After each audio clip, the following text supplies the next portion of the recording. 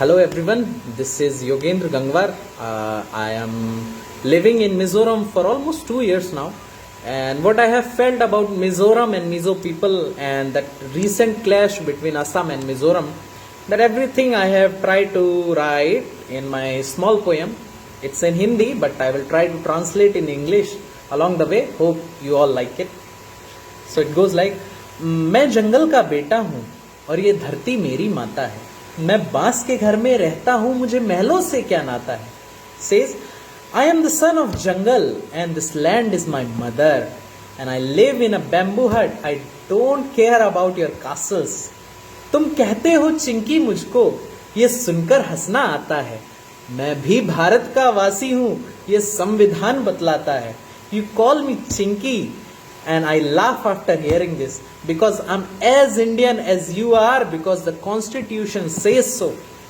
ये मिजोरम की धरती है, इसे खून से अपने सींचा है, ना हिम्मत में ना मेहनत में मिजोरम ना किसी से पीछा है.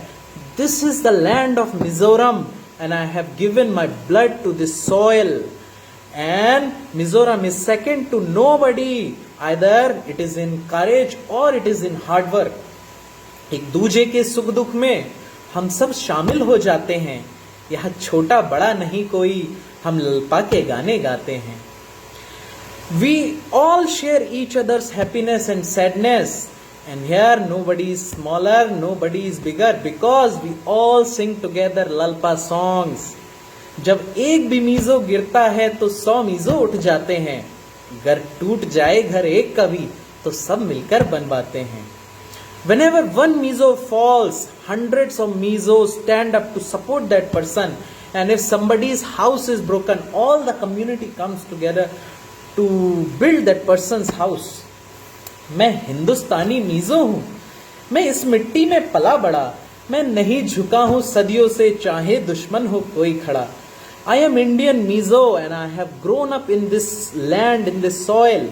And I never back down, even for centuries, I have never backed down, no matter how big the enemy is. तुम बंदूकें दिखलाते हो, मैं बंबू लेकर खड़ा हुआ, मर जाऊंगा इस मिट्टी में, मैं अपनी जिद पर अड़ा हुआ. You show me guns, you show me rifles, I'm just standing there with holding bamboo stick in my hand, and I will die in this soil because I have taken this pledge that I will never leave this land. Bharat का कोई दुश्मन हो, मिजो ना उससे डरता है अलग संस्कृति मेरी मगर हर मिजो भारत पर मरता है. Whether it is any enemy of India, no mizo will afraid that enemy. Even though our culture is different, but still we love our country so much. मैं नहीं चाहता कोई द्वंद, खुशियों से मेरा नाता है, पर घर मेरा तुम लूटोगे तो मुझको भी लड़ना आता है. I don't want to fight you because I love happiness. As everybody knows, in happiness index, Mizoram is number 1 in India. But if you try to steal my land, I know how to fight you. आकार हमारा छोटा है और जनसंख्या में तुमसे कम है, पर दबा न पाओगे हमको, बाजू में अब भी इतना दम है. Even though we are smaller in size and population wise also we are smaller, but we will never back down because we still have strength in our arms. तुम आसम हो या अमेरिका, मुझको क्या लेना देना है, बस मेरी धरती ना छीनो, ये मेरा खून पसीना है. Whether you are Assam or you are America, I don't want anything from you, but you don't try to steal my land because I have given my sweat and blood to this land. मरता है कोई आसामी तो दुख मुझको भी होता है, इन बिना बात के झगड़ों से दिल मेरा भी रोता है. Whenever an Assamese person die, I also feel sad. And on this petty issue, this small quarrels, my heart also aches. क्या हम दोनों मिलकर के खुशियों से ना रह सकते हैं?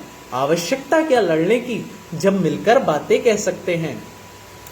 Why do we need to fight? We can live happily, can't we?